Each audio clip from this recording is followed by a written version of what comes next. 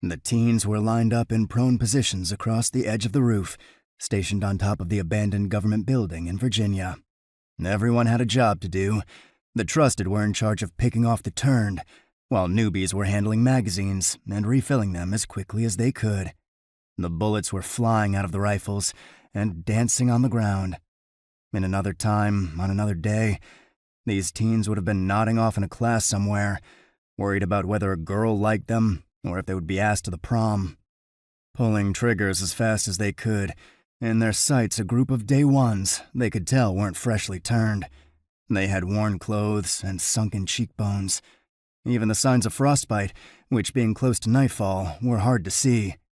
They still had the hunger for flesh, as bad as the day they had turned. The ground was covered with bodies. The heads looked like bombs had gone off in them, and the marksmen were aiming only for the skull. The turned were trying to get through the wreckage. They weren't trying to take the building.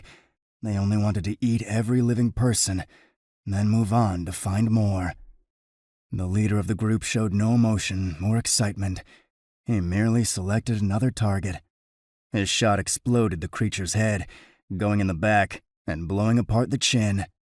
The girl beside him tapped him on the shoulder and shouted above the noise, "Sean, you've been at it for hours.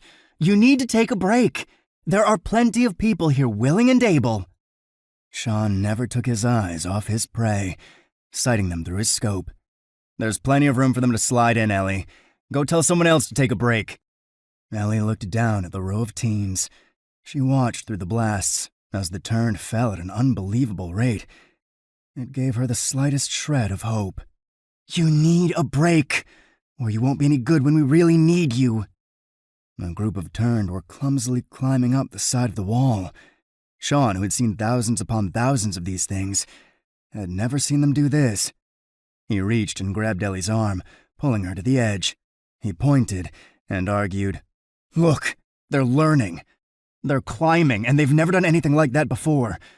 Hell, the only reason they get through doors is eventually they figure out to rip them off.